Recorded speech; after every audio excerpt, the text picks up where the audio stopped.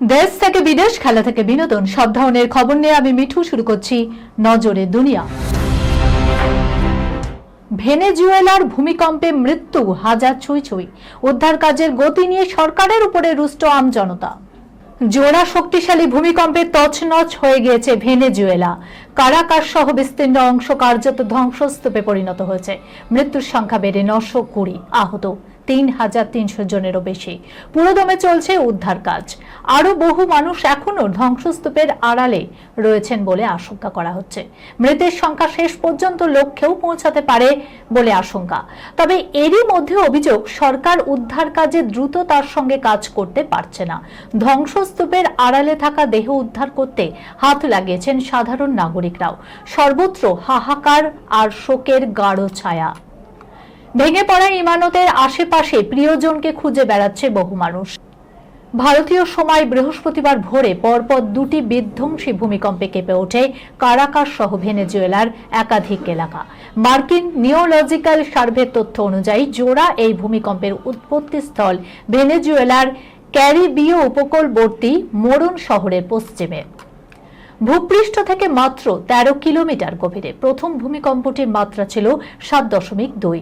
ঠিক তার প্রায় 40 সেকেন্ডের মধ্যে আরও একটি শক্তিশালী ভূমিকম্প আঘাত হানে ভেনেজুয়েলায়। এটিরও উৎসস্থল একই জায়গায়। দ্বিতীয় শক্তিশালী ওই ভূমিকম্পটির মাত্রা ছিল 7.5। রাম মন্দিরে চুরিতে উদ্ধার 80 লক্ষ। পুলিশ হেফাজতে অভিযুক্তরা। রাঘব বোয়ালদের নিয়ে এবার প্রশ্ন। কোটি কোটি টাকার চুরির অভিযোগ। কেউ বলছেন কয়েকশো কোটি, কারো কারো দাবি অঙ্কটা হাজার কোটির ঘরে। অথচ চুরির অভিযোগে যে 8 জনকে গ্রেপ্তার করা হয়েছে তাদের বাড়িতে তল্লাশি চালিয়ে হিসাব বহির্ভূত মোট 80 লক্ষ টাকা উদ্ধার করল উত্তরপ্রদেশ পুলিশ। তবে উদ্ধার কাজ এখনো চলছে। এখানে প্রশ্ন, ওই কোটি কোটি টাকা চুরির বাকিটা গেল কোথায়? শুক্রবার গ্রেপ্তার হওয়া 8 জনকে অযোধ্যার বিশেষ আদালতে তোলা হয়। অভিযুক্তদের সোমবার পর্যন্ত পুলিশ হেফাজতে নির্দেশ দিয়েছে আদালত। টিন্নু যাদব, লবকুশ মিশ্র, অনুকল্প শুক্লা, অবিনাশ শুক্ল, মনীশ কুমার যাদব, করুণেশ পান্ডে, রামশঙ্কর মিশ্র এবং সুভাষ শ্রীবাস্তব, এই 8 অভিযুক্তের বাড়িতে এখনো তল্লাশি চলছে। পুলিশ সূত্র বলছে, এই 8 অভিযুক্ত রাম মন্দিরের অনুদানের কয়েক কোটি টাকা সরিয়েছে। সেটার রিপোর্টে উঠে এসেছে রাম মন্দিরে নগদ প্রণামী জমা পড়েছে 3500 কোটি টাকারও বেশি, সঙ্গে অগণিত সোনার উপর গয়না। এই বিপুল সম্পত্তির একটা বড় অংশের কোনো হদিশ মিলছে না। নগদ টাকা এবং গয়নার পাশাপাশি মন্দিরের হেফাজত থেকে গায়েব দানে পাওয়ার উপর তৈরি ভূষণ্ডির কাকও।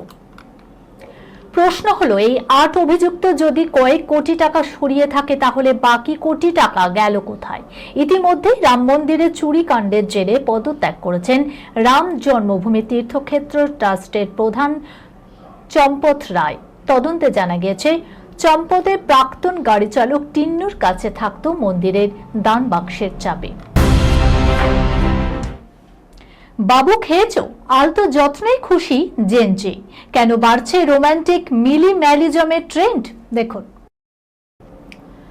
কোনো সম্পর্কে শুরুর দিকে ভালোবাসার প্রকাশ একরকম, তবে দিন যত গড়াতে থাকে ততই যেন সম্পর্ক অভ্যাসের রূপ নেয়। রোজকার দিন যাপনে ছোট ছোট অভ্যাসের মধ্যেই লুকিয়ে থাকে ভালোবাসা। বর্তমানে নাকি সেই ভালোবাসা আঁকড়েই বেঁচে থাকতে চাইছে জেনজিরা। সম্পর্কের এই নয়া ট্রেন্ডের নামই হলো রোমান্টিক মিনিম্যালিজম। সম্প্রতি ভারতীয় ডেটিং অ্যাপ একটি সমীক্ষা করে, তাতেই উঠে এসেছে চাঞ্চল্যকর তথ্য। দেশের যে কোনো মেট্রো শহরের কমপক্ষে 53% তরুণ তরুণী এই রোমান্টিক মিনিম্যালিজমে বিশ্বাসী। তারা দিন যাপনের মাঝেই একসঙ্গে ভালো সময় কাটান। নয়া সমীক্ষা বলছে 55% মহিলাই বিশ্বাস করেন একদিন আলো আধারী রেস্তোরাঁয় হাতে হাত রেখে খাওয়া দাওয়ার সম্পর্ক যথেষ্ট নয়, তার চেয়ে রোজগার সঙ্গী হয়ে ওঠাই বড় কথা।